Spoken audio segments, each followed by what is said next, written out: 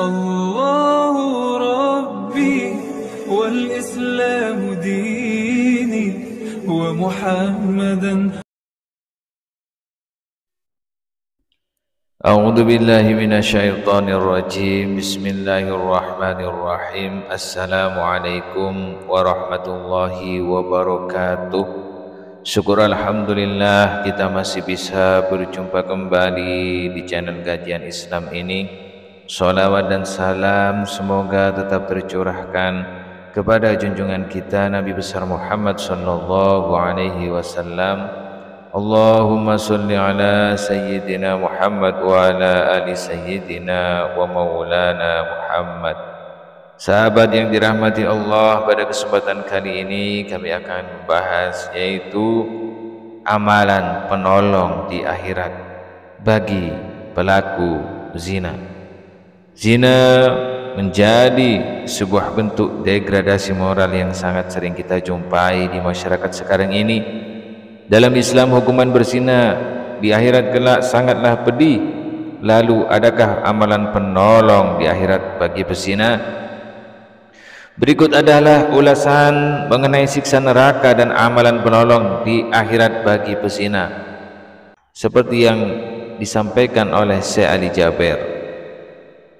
Hukuman atau siksa neraka pertama bagi pezina adalah tidak akan diajak oleh Allah Subhanahu wa taala saat hari kiamat datang. Rasulullah bersabda, 3 orang yang tidak akan diajak berbicara oleh Allah Subhanahu wa taala pada hari kiamat dan tidak akan dilihat serta disucikan pun bagi mereka azab yang pedih. Seorang tua yang berzina, raja yang pendusta, dan orang miskin yang congkak. Sahabat yang dirahmati Allah, seseorang yang melakukan perbuatan zina selama hidup maka kelak akan menjadi penghuni abadi di neraka. Seperti yang kau ketahui, jika neraka merupakan tempat pembalasan untuk semua orang yang sudah berbuat dosa selama hidup di dunia, tidak hanya kekal di dalam neraka, namun Allah Subhanahu wa taala juga akan melipat gandakan azab untuk pelaku zina. Mereka bahkan akan disiksa pada keadaan yang paling hina, kecuali untuk mereka yang sempat bertaubat pada saat masih hidup. Siksa neraka berikutnya bagi para pezina adalah akan mendapatkan azab yang cara dijilat api neraka yang sangat panas. Hal ini terdapat dalam hadis Bukhari dan Muslim. Imam Bukhari meriwayatkan hadis tidur Nabi Muhammad SAW yang diriwayatkan oleh Samurah bin Jundub. Dalam hadis ini disebutkan bahwa beliau Nabi Muhammad SAW didatangi oleh malaikat Jibril dan Mikail. Beliau berkisah, kami berangkat pergi sehingga sampai di satu saat semisal tanur, bagian atasnya sempit sedangkan bagian bawahnya luas. Dari situ terdengar suara gaduh dan ribut-ribut. Kami menengoknya, ternyata di situ banyak laki-laki dan perempuan telanjang. Jika mereka dijilat api yang ada di bawahnya, mereka melolong oleh panasnya yang dahsyat. Aku bertanya, wahai Jibril, siapakah mereka? Jibril menjawab, mereka adalah para pezina perempuan dan laki-laki. Itulah azab bagi mereka sampai tibanya hari kiamat. Diriwayatkan Al-Bukhari, Ibnu Hibban, At-Tabrani, dan Ahmad dalam hadis panjang dari Samurah. Diteruskan dari tayangan YouTube Syekh Ali Jaber menjelaskan tentang amalan penolong di akhirat bagi pezina. Meskipun hukuman atas perilaku zina sangat pedih, tapi Allah Subhanahu wa taala Maha Pemurah dan Maha Pengampun, asalkan umatnya mau bertobat kembali ke jalan yang lurus. Syekh Ali Jaber mengatakan bahwa setiap selesai sholat Rasulullah selalu mendoakan umatnya. Rasulullah memohon kepada Allah untuk mengampuni dosa-dosa umatnya yang lama, dosa-dosa yang baru, dosa yang tersembunyi maupun dosa yang terang-terangan.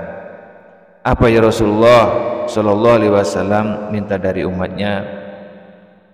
Syekh Jaber menyebutkan bahwa Rasulullah hanya meminta umatnya untuk memperbanyak satu amalan ini. Sholawatlah kepadaku, perbanyak sholawat kepadaku. Rasulullah berpesan, untuk memperbanyak salawat kepadanya. Dengan memperbanyak salawat kepada baginda Nabi Muhammad SAW, kita dijamin akan mendapat syafaatnya. Bukan hanya syafaat, bahkan Rasulullah pun bersabda, yang paling dekat denganku di hari kiamat adalah mereka yang paling banyak bersalawat kepadaku. Kalau saya sebutkan manfaat keutamaan salawat kepada Rasul, lebih dari 100 manfaat. Sahabat yang dirahmati Allah, di antara manfaat salawat kepada Rasulullah adalah sebagai berikut. Yang pertama, menghilangkan rasa kesusahan. Yang kedua, memberikan kemudahan melunasi hutang. Yang ketiga, menyembuhkan penyakit. Yang keempat, menjamin ampunan dosa. Yang kelima, mendapatkan 10 rahmat. Yang keenam, mendapatkan syafaat Rasul. Yang ketujuh, posisi kita semakin mulia.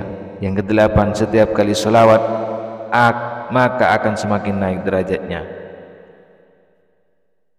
Rasulullah bersabda, barang siapa yang bersalawat kepadaku 10 kali, maka ia mendapatkan 10 kebaikan, dapat 10 rahmat, dihapus 10 kejahatan, dan naik 10 derajat, dan di akhirat dapat syafaatku.